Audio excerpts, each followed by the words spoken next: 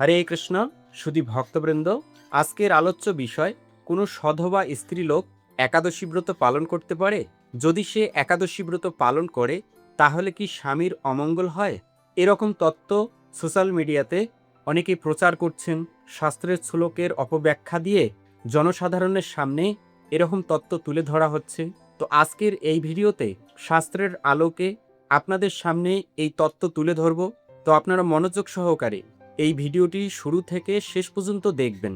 তো প্রথমে আমরা দেখি যে একাদশী ব্রত কাদের জন্য, কাদের পালন করা উচিত। অষ্টবর্ষাদিকমর্ত অপূর্ণাশীতি বৎসরঃ একাদশং উপবাসেত পক্ষয়ুর্ভয়োরপি। অর্থাৎ ৮ বছর বয়স থেকে শুরু করে ৮০ বছর বয়স পর্যন্ত প্রতিটি মানুষের, অর্থাৎ নারী পুরুষ নির্বিশেষে শুক্লপক্ষ ও কৃষ্ণপক্ষ উভয় পক্ষের একাদশীতেই উপবাস বা ব্রত পালন করা উচিত।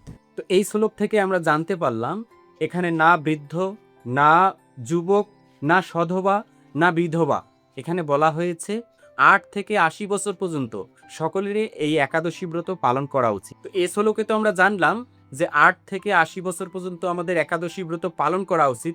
কেউ যদি ৮ থেকে ৮০ বছর হওয়ার পরেও একাদশী ব্রত পালন না করে তাহলে তার কি গতি হবে? এ সম্পর্কে শাস্ত্রে কি বলা হয়েছে? অষ্টাদশ বর্ষাদূর্ধ্বম অপি ইয় নর বা নারী বা একাদশী ন কুরুতে স তু পশতি নরকে রৌরবে। অর্থাৎ ১৮ বছর বয়সের ঊর্ধ্বে যে কোনো পুরুষ বা নারী যদি একাদশী ব্রত পালন না করেন তবে তিনি রৌরব নামক ঘোর নরকে পতিত হন। তো এখান থেকে আমরা জানতে পারলাম যে ১৮ বছর বয়স হওয়ার পরেও যদি কেউ একাদশী ব্রত পালন না করে তাহলে তাকে রৌরব নামক নরকে পতিত হতে হবে।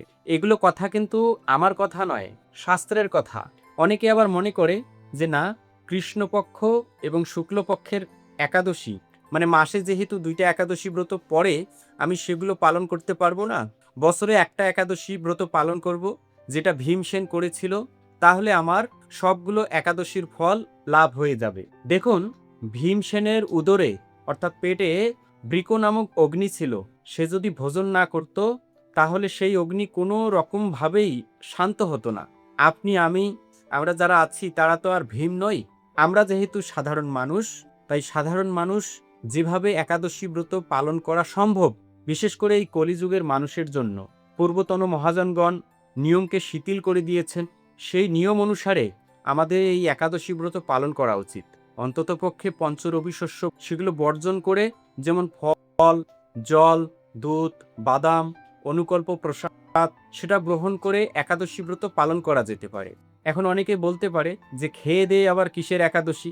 আসলে দেখুন, শাস্ত্রে পঞ্চরবি শস্যের কথা বলা হয়েছে। কেউ যদি পঞ্চরবি শস্য গ্রহণ করে একাদশীর দিন তাহলে তার কি পরিণতি হতে পারে?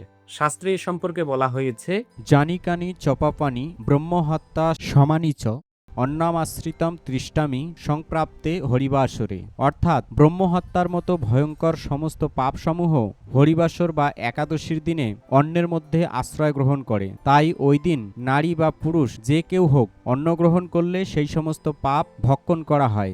ব্রহ্মহত্যাজনিত ভয়ঙ্কর পাপ ওই দিন পঞ্চরবি শস্যের মধ্যে অবস্থান করে। তাই একাদশীর দিন নারী হোক, পুরুষ হোক, সধবা হোক, বিধবা হোক, কারোরই এই পঞ্চরবি শস্য গ্রহণ করা উচিত নয়। যদি কেউ পঞ্চরবি শস্য গ্রহণ করে তাহলে সে ব্রহ্মহত্যাজনিত পাপ সমূহ গ্রহণ করে। তাই যেহেতু কলির জীব, অন্নগত প্রাণ, অন্ন না খাইলে সে জীবন ধারণ করতে পারবে না, দুর্বল হয়ে পড়বে।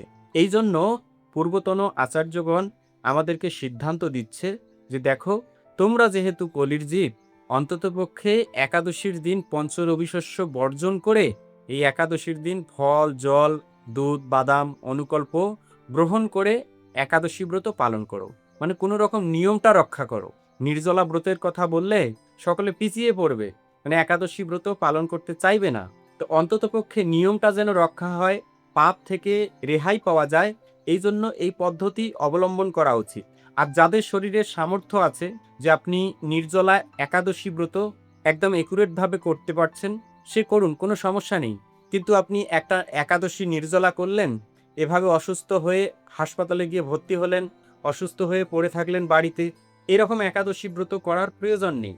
আপনি সুস্থ থাকুন, সুস্থ থেকে ধর্ম পালন করুন এবং আপনার জীবনকে সুখময় করে তুলুন।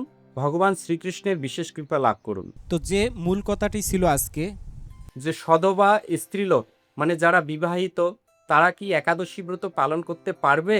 এখনো যারা বিষয়টি ক্লিয়ার হননি, তাদের জন্য এই শ্লোকে কি বলা হয়েছে? শৈব রাগী চ বৈদেহী সধবা চ পতিব্রতা করতি চ একাদশীম দেবী বিষ্ণুলোকং স্বগচ্ছতি। অর্থাৎ পতিব্রতা সধবা নারীও যদি পরম ভক্তি সহকারে একাদশী ব্রত পালন করেন তবে তিনি পরম পদ বা বিষ্ণুলোক প্রাপ্ত হন। অর্থাৎ সধবাদের একাদশী করা কেবল অনুমোদিতই নয়, পরম কল্যাণকর।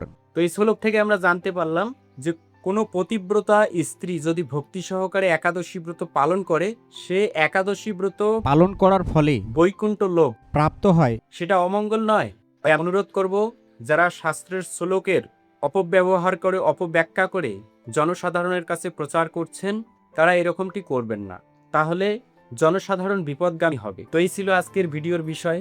এরকম নতুন নতুন ভিডিও সবার আগে পেতে এই বঙ্কুবিহারী টিভি চ্যানেলটি সাবস্ক্রাইব করুন এবং সাবস্ক্রাইবের পাশে থাকা বেল আইকনে ক্লিক করে অল বাটন সিলেক্ট করে দিয়ে রাখুন, যার মাধ্যমে আমি যখনই কোনো নতুন ভিডিও আপলোড করব সেই ভিডিওর নোটিফিকেশন আপনার কাছে চলে যাবে। সকলে ভালো থাকুন, সুস্থ থাকুন।